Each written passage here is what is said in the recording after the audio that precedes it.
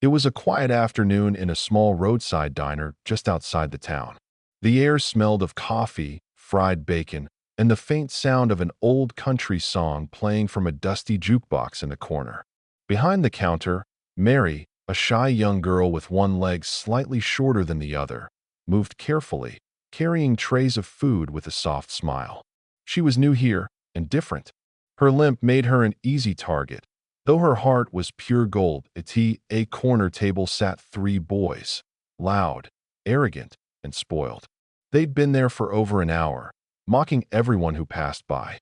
Their laughter was sharp like knives, the kind that cuts even without touching. When Mary walked up to refill their coffee, one of them smirked. "Hey, limp girl, you missed a spot."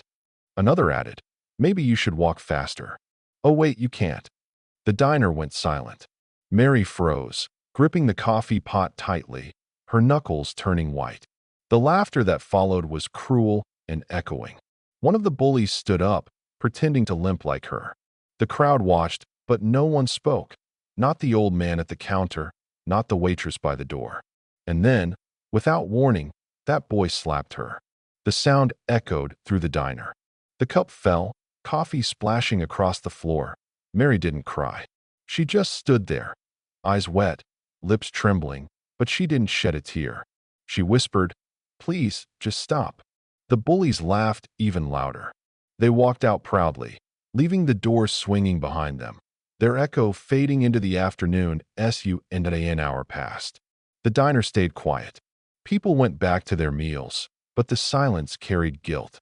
The cook wiped his hands and said softly, "No one should have let that happen." Then, suddenly, the sound of engines roared from outside. Loud, deep, like thunder rolling across the highway. Heads turned toward the windows. A group of bikers, at least 8 of them, pulled up outside. Black leather jackets, tattoos, boots heavy with dust.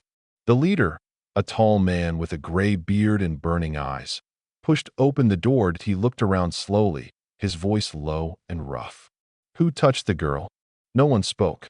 The waitress whispered, "They left an hour ago." He nodded once, then turned to Mary. She stood frozen near the counter.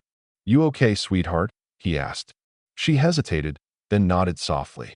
He looked at her name tag. "Mary." He gave a faint smile. "You did nothing wrong." He turned back to the others. "Boys," he said, "let's go find them." Minutes later, the sound of engines thundered away again. The people inside sat stunned. Mary watched through the window as the bikers disappeared down the road.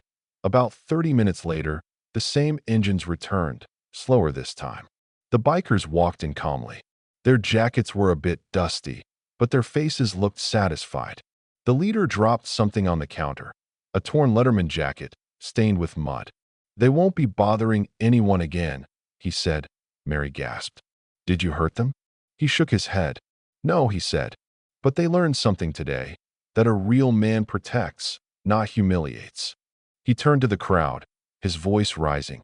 "All of you sat here and watched. Remember this, silence helps the cruel." The diner was silent again, but this time it wasn't shame, it was respect. People looked at Mary differently now. The old man at the counter finally stood up, walked to her, and said softly, "I'm sorry, child." One by one, others followed, offering kind words, help, smiles. As the bikers turned to leave, Mary called out, "Wait." She limped forward, holding a small piece of pie wrapped in foil. "For you," she said shyly. "Thank you."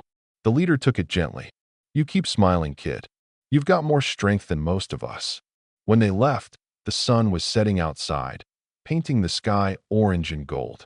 The diner felt different, warmer, kinder, stronger. The jukebox played again, but this time, even its old tunes sounded new. Mary looked out the window, whispering to herself, maybe not all heroes wear capes. And if you, watching this, believe in standing up for what's right, for the ones who can't fight back, then don't just scroll past. Backhand index pointing right, hit that subscribe button, because we tell stories that remind the world that kindness still wins, courage still matters, and every heart can be a hero.